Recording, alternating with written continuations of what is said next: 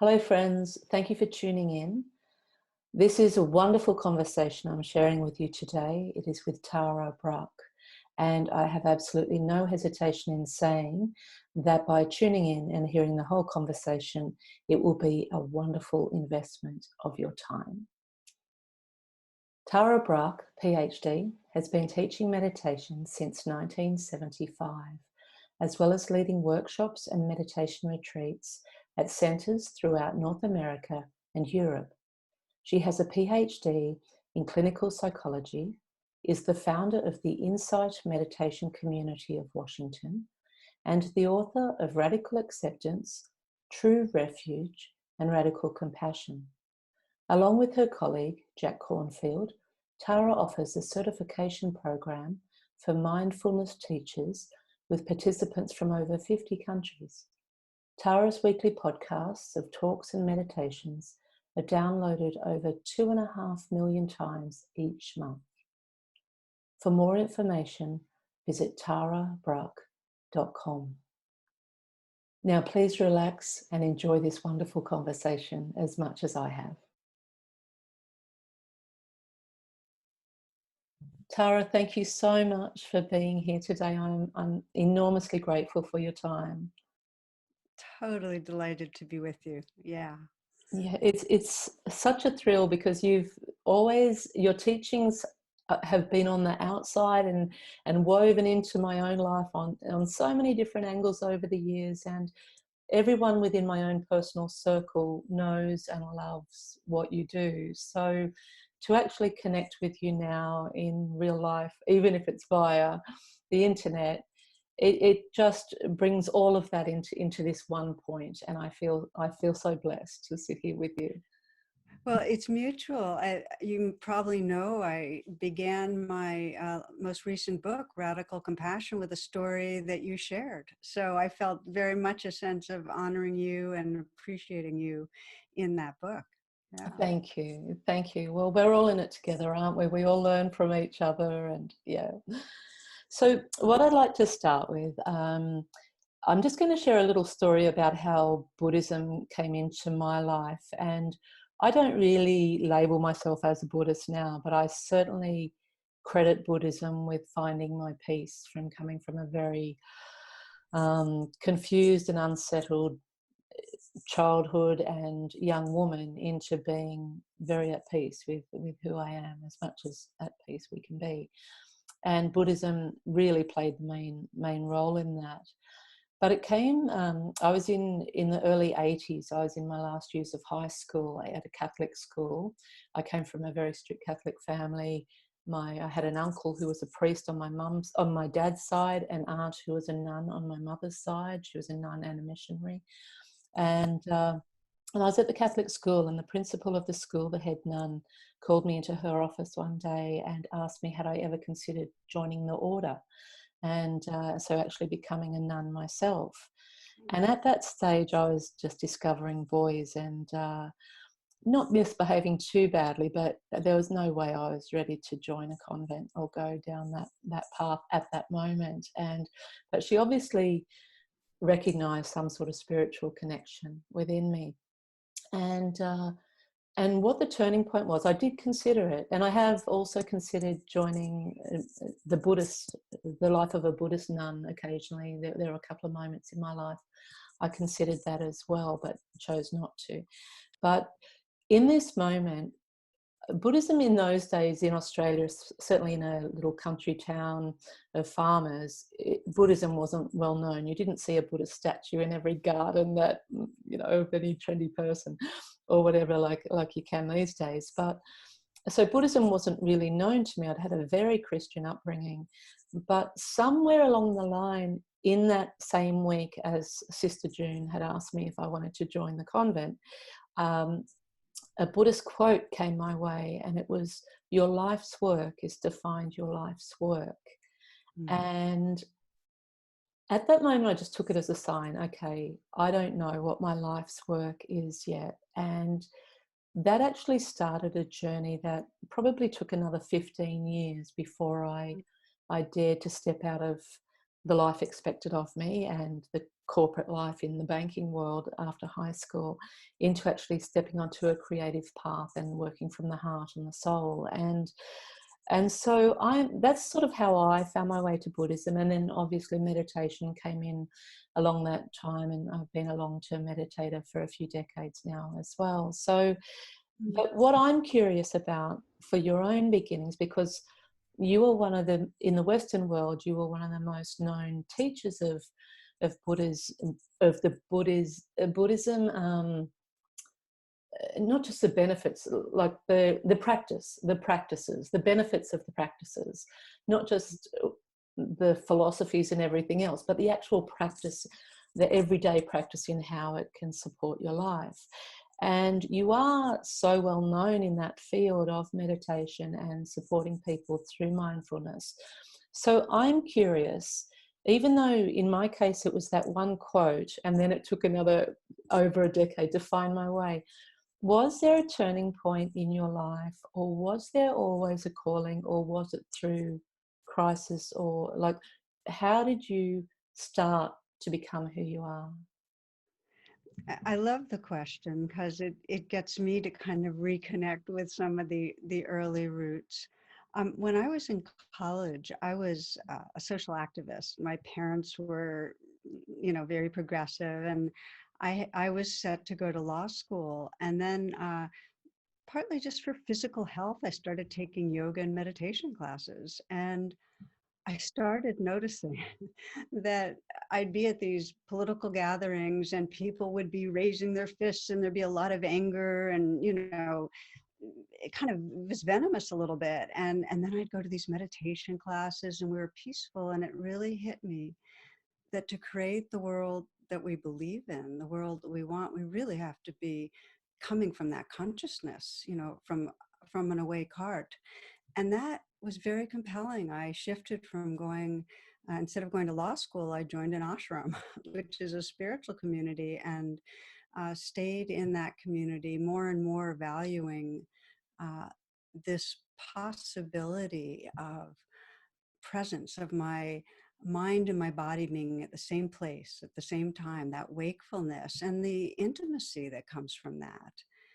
There was one other thing, Bronnie, that was pretty compelling, which is um, what I've now termed the trance of unworthiness, which was just realizing how much I was at war with myself and having this longing to find a way to make peace, to accept myself. And so that combination of wanting to change the world from more awake consciousness and also wanting to be at peace with myself um, really had me devote myself to spiritual practice. And when I say that, the ashram life was very, very dedicated. It had a lot of discipline to it. And I went from the ashram into a more strictly Buddhist practice after 10 years.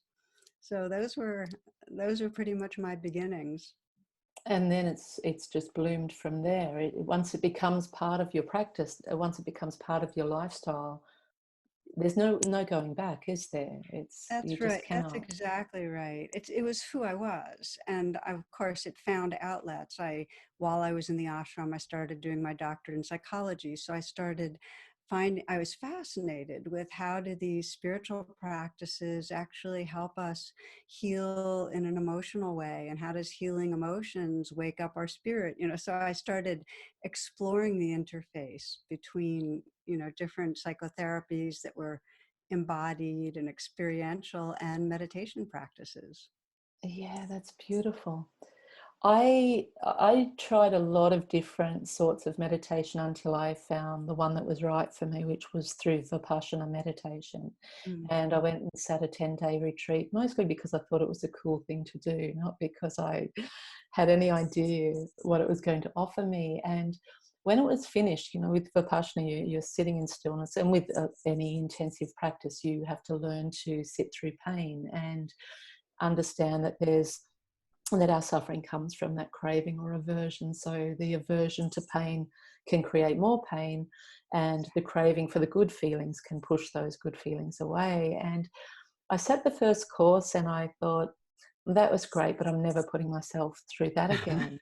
and completely believed it. Just thought, it's fascinating. I was really fascinated how I could observe the sensations within my body and become that fully present. But I was absolutely committed to never doing it again.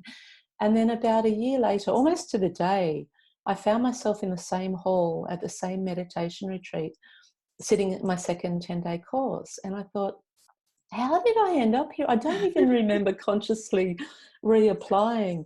But then I served on a course soon after, and that was when I knew, okay, this is actually what I've been looking for in terms of the discipline of it and the practice. And I realized then that meditation wasn't just going to be something I went to when I was stressed or falling apart, which is what it had been before. That was the only time I would really go to it, as a last resort or as an act of desperation.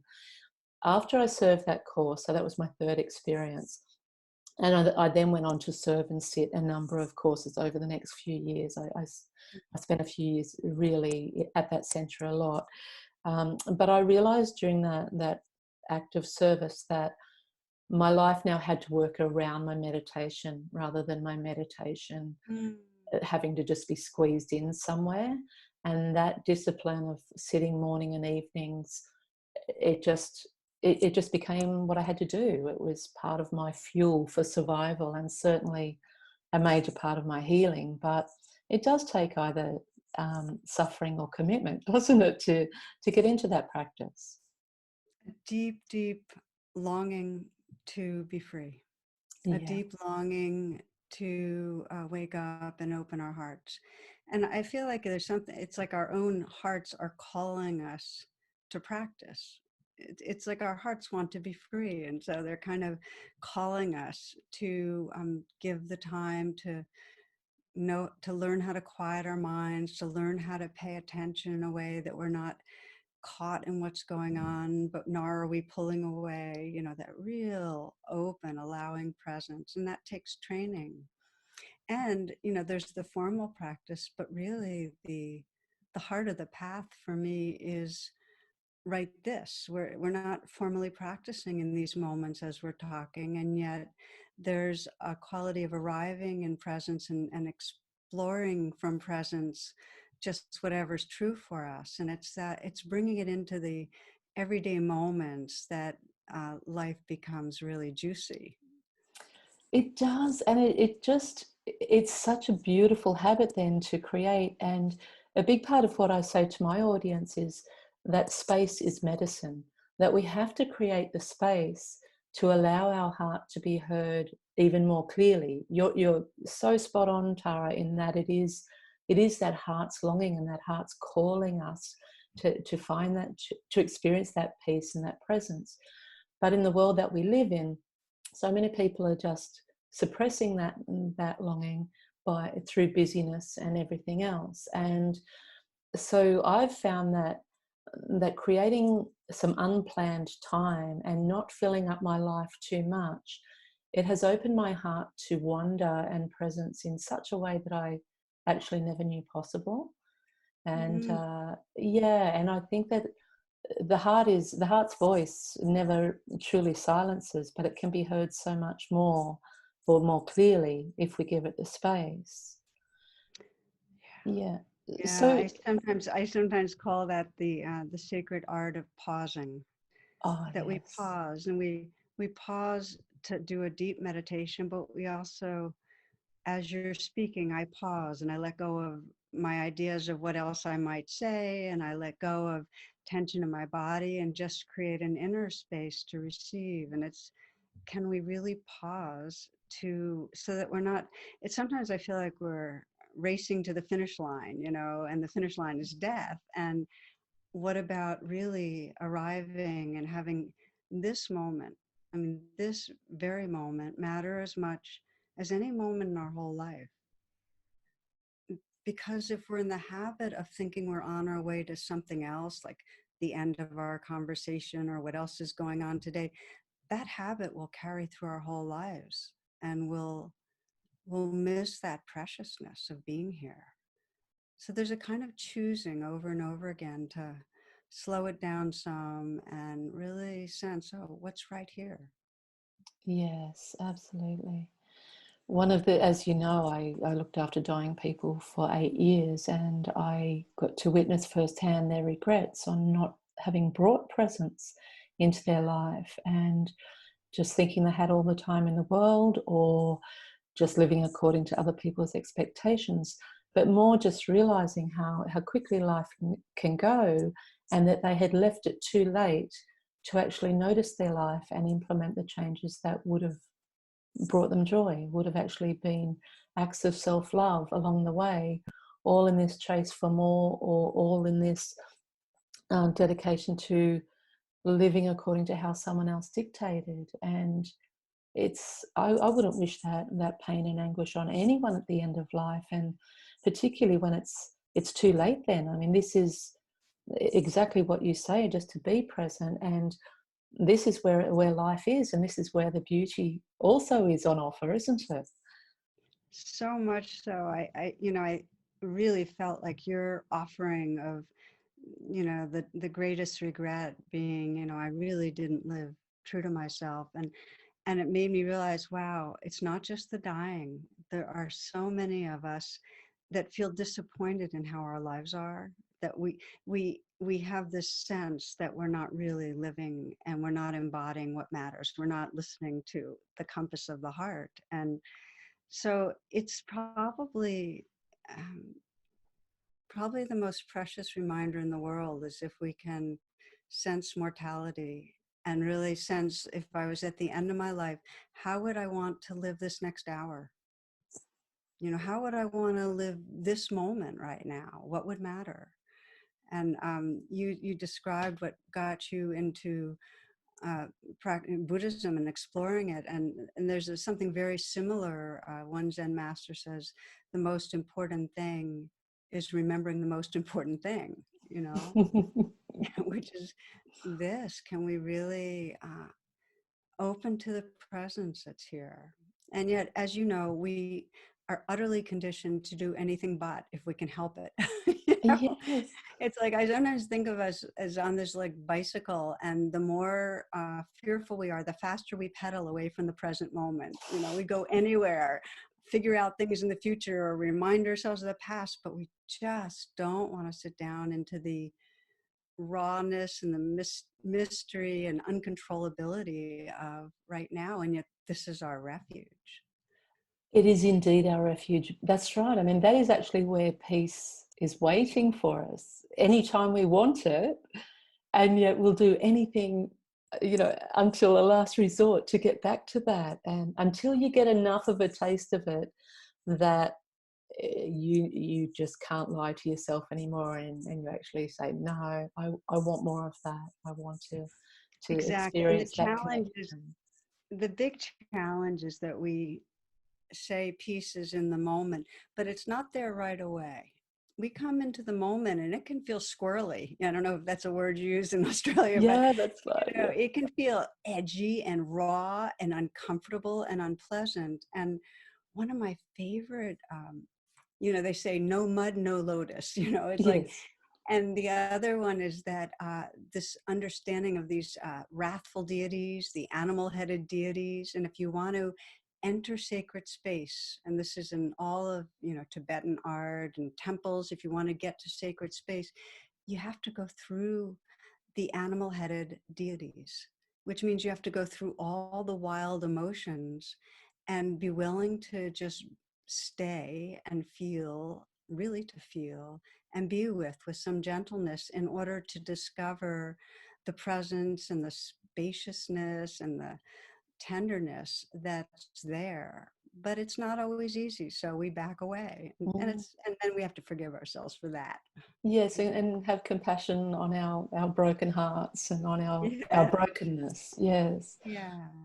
Okay, so in that regard, the climate that we're in now with the COVID-19, the whole coronavirus, obviously it's a global shift, and we're all letting go of a lot of things that don't serve us individually and on a global level. But there are also going to be a lot of our brothers and sisters in humanity who are really struggling with that extra time now and that extra space of not being able to fill their life with distractions and run away from that place of peace. They can't get on the bike and ride away. They can't fill their time up with work. They can't fill it up with busyness or social distractions or everything else. They may be trying to fill it up with an overload of Netflix or something like that. But at the same time, everyone has a lot more space at the moment. Or not everyone. I mean, I'm a single mum of an 8-year-old. I know that Yeah. having a child at home means there's a different sort of dynamic going on. And I know some mums who have 3 or 4 kids at home and are really struggling. But generally, things have changed so much that most of our distractions have been a majority, a lot of our distractions have been removed at the moment. So I'm just curious how you feel this is going to, um, like, I believe deep in my heart that the voice of the heart will call people inwards during this time. But it's just fascinating that we're all in it together at the same time now, and so it's quite a remarkable time to be alive, really, to witness what's going on. But there's going to be people who are facing those wild animals at the moment, that whether they've done it through sitting in meditation or whether they've done it just by having their external distractions removed. So I wonder what advice you'd give for anyone watching or listening to this if they're really struggling at the moment with accepting this present moment as it is because they've lost control of the life they thought they had control of initially. Yeah. So the last thing you said, losing control, that's our common denominator. Like every one of us is sensing on some levels more directly that it's all out of control, that everything's uncertain. But other than that, it's we're in it together, but very unequally. And I'm painfully aware of that. I am here in the States where, I see how it is for people that don't have as much money, that have a lot of children at home and in a small space. I see it for people that have to go to work because they can't get, you know, food on the table. Otherwise, I see it for people that have parents that are dying of COVID. I see it for the frontline workers. And then there's others in a more privileged bubble that, just like you described, are facing their own demons because there's more time on their hands, or because they don't feel like they're keeping up with their exercise, or because without the distractions, they're eating more. So we all have, in some way, we're facing those animal-headed deities, but in very different ways. And what I've noticed is that when we're in crisis, we can swing in two different directions. And one is towards our survival brain that plays out, fight, flight, freeze, that tries to protect ourselves, that tries to grasp onto things to make ourselves feel better, that gets defensive, that, kind of gets lost in obsessing. And then the other is it wakes up some compassion, and as we've been talking about, Bronnie, there's some place in us that says, wow, this is the chance to grow.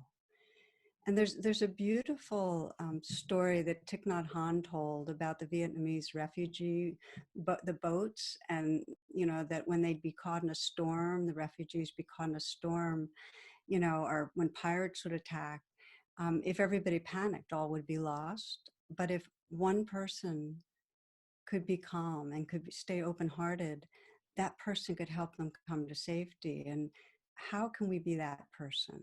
In other words, how in crisis can we actually move towards waking up our heart and mind? And most of us know in our personal life, when things fall apart, those are sometimes the times that we actually get wiser, and we open our broken heart wakes up. Those are the times we get more resilient.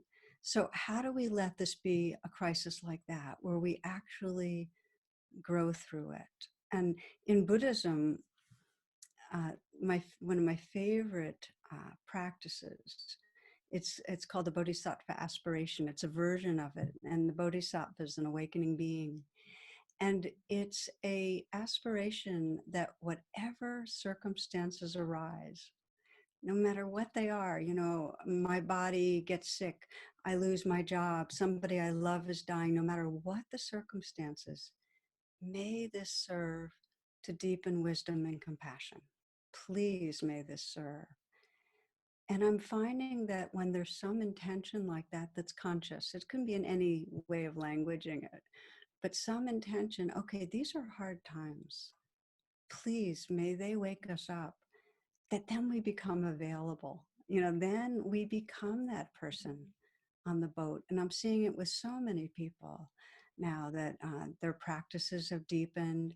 They're reaching out to others in a way that's really generous and kind. And many are volunteering right on the front line. So that's the possibility right now in the crisis. It's that opportunity and danger thing that we actually um, intend to wake up through it.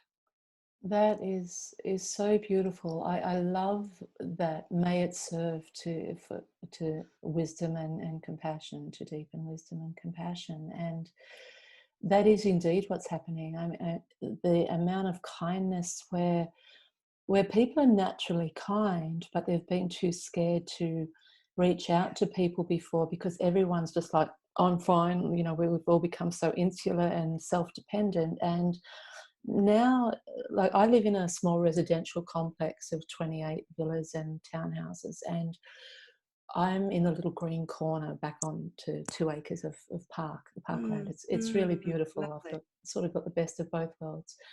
But I've been here for 5 years now, my daughter and and I knew 3 or 4 people in the community during that time, and there were also a lot of politics going on between the manager and the committee and all sorts of things. And I've just stayed in my little green corner and meditated and sent as much love as I can out. And in the last newsletter that we received, it actually said, if anyone is in trouble, if they need help, if you need food, if you're struggling through isolation, please reach out. We're all here for you.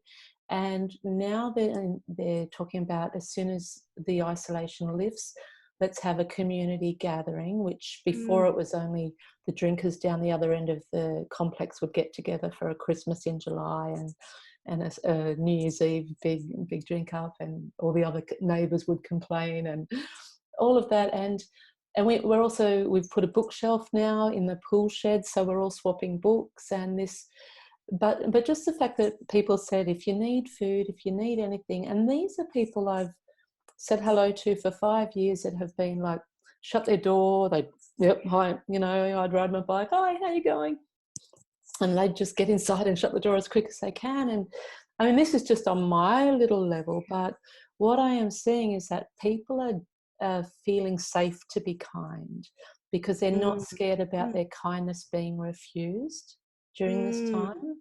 That's I think that's one of the beautiful things, that we are naturally wanting to bond and connect with each other, but we had created a society or societies where we didn't necessarily feel we could reach out to strangers as much. And I think this is a beautiful thing that's happening. But I also think that so with both you and I, Tara, we both live with disease now, and so we have both been on an individual journey where at some point we had to let go of the old life we had and find our way through to become who we are. And with that, it has brought wisdom and compassion and everything else that comes with that. But it has also, I know for me it has, and I've no doubt it has for you as well, it's taught us to be able to be comfortable with receiving as well, because we can always go through life serving everyone, but sometimes we have to be the recipient of other people's service. And for me, that's actually been one of the greatest freedoms in my life, because I was so self-resilient and taught not to depend on anybody, that it was a sign of weakness. Whereas now I have a team of care support who come in and help me do things that I can't do. But Mm. other days I'm great. I'm out on my bike. I'm in the pool 6 days a week. I'm doing fine. I'm doing really, really well. But I do have restrictions, and I still have certain things I can't do well because my hands don't work as well as they used to. And um, so I think during this time, I'm just curious what you think about receiving, based on your own journey or just on your observation of all your students and your communities, that during this time and this global shift and this upheaval, how I wonder how many people are going through that stage of resistance to actually receiving help, or do you think where it is just so bad that people are letting go of those walls and saying, yeah, actually I'm beyond the point of being proud here, I need some help. Yeah, wonderful question. I want to repeat something you said, which is safe enough to be kind.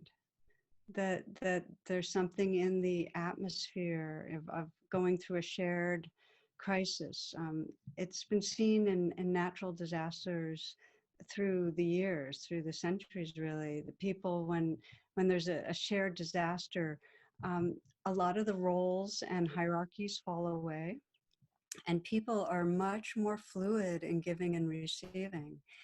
And this is an interesting thing in terms of evolution. If I can put my wonky hat on for a moment and say, Please, yeah.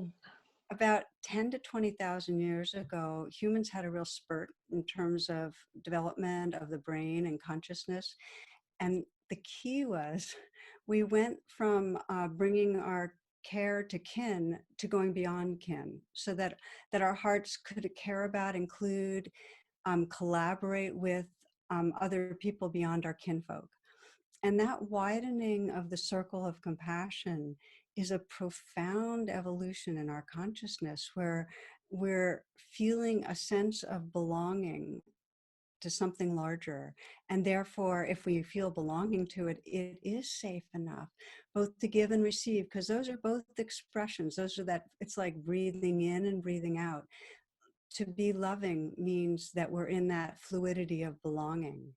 So I think that what you said, that safe enough to be kind, extends when we are in a crisis and we're kind of opening, the disruption kind of opens us up out of our patterns, that there's a little, some of the walls go down and we can take in more. And I think the big inquiry, Bronnie, is, will we sustain that after the crisis? And my sense is, over the long arc is towards the evolution of the whole species consciousness. We may dip down again. There's a lot of divisiveness on the planet and so on, so we might not see it the way we want to.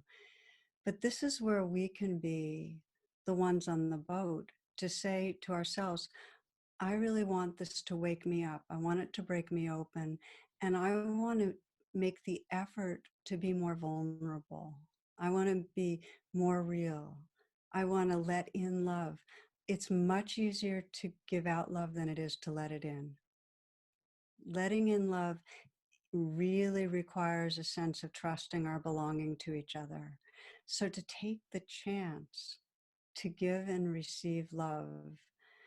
There's a lot going on online right now. We don't have to really wait to be, because of physical distancing, it's just amazing. Like, a small group was meeting, and one woman was in isolation at a hospital, and the only people she had seen were wearing the whole full hazmat suits and garb. And she was speaking online with this small group, and they're sharing what's real for them. And she said that it was the first moment that she had real intimacy, because everybody was taking that effort to take that chance to be as real as they could be, including her. We need to do that. We need to entrust ourselves to each other and open our hearts to each other.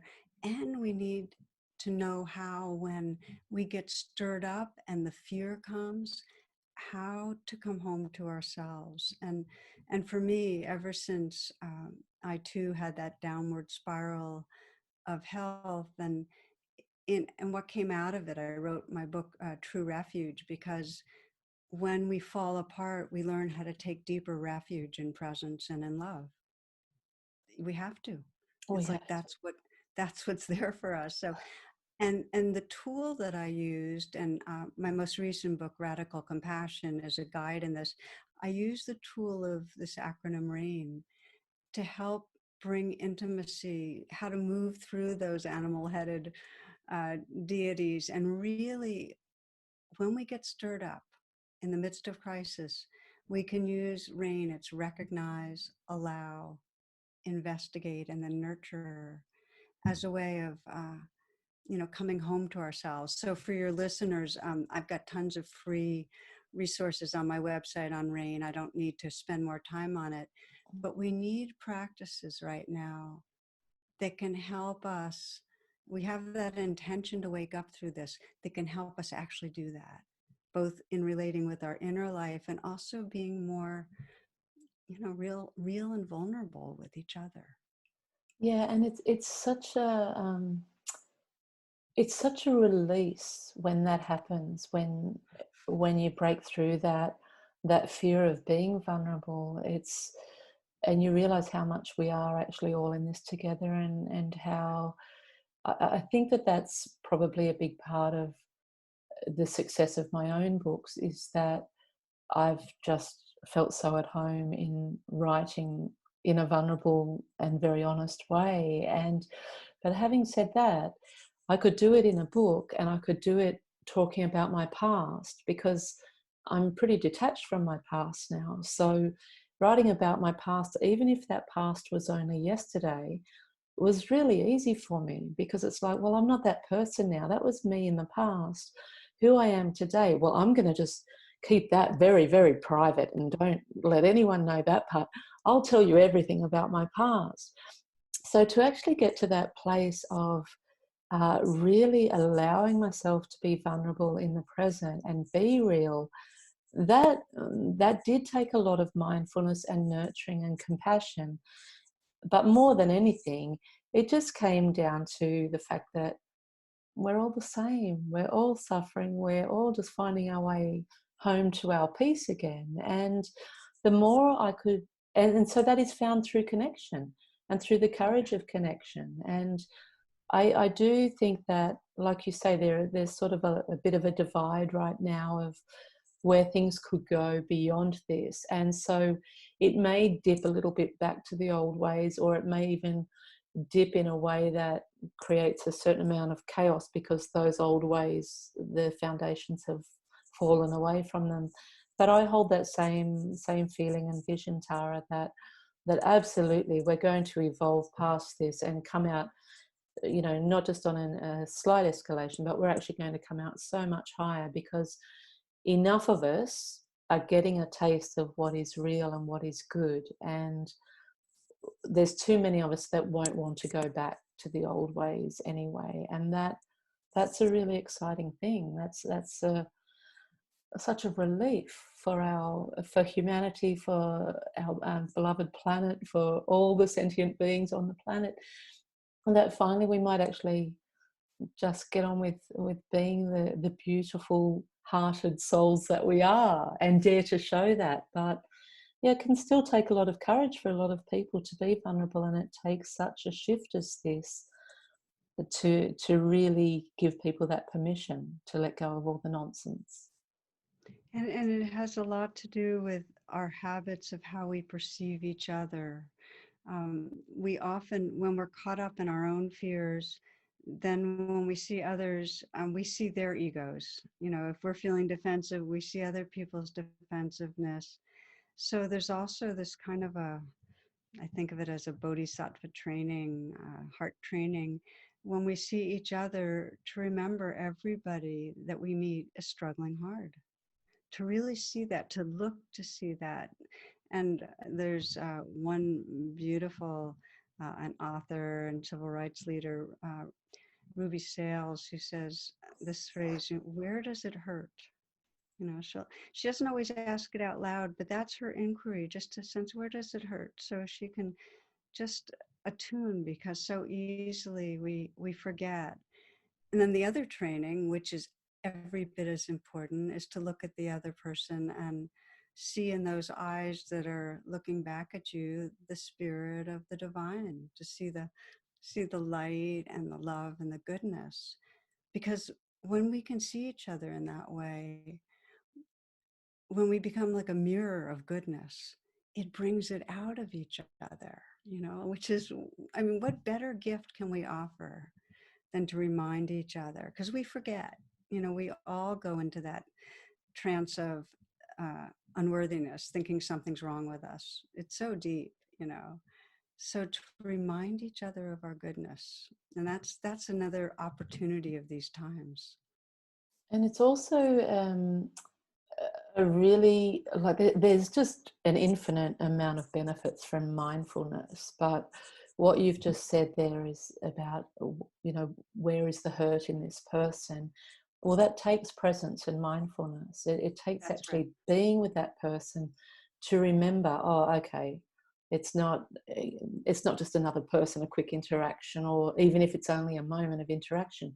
If you can bring that full presence and mindfulness into that, then you're more likely to remember that question, where is the hurt, or just to see that person as the divine soul that they are. But when we're not fully present and we're there, but we're waiting for our turn to speak, and we've stopped listening to what they're still saying because we want to make our point or whatever, then we are missing that opportunity to actually see them as they really are and to bring that goodness in. You're so right. I mean, it's really comes down to mindfulness. And my sense is that most of us need some regular formal practice of how to remember to be here. Different amounts of time for different people and different slants. Like you, I practice Vipassana, um, and I also just let go of all formal practice when I'm sitting and just open to life, letting life be just as it is without anything. But one of the things more recently that's really supported me during these times is bookending the day with practice. And I'll do a kind of a mindfulness practice, and then I end my morning practice with some of that bodhisattva aspiration of whoever I'm with today and whatever encounters, including with myself, please may I be kind, open-hearted.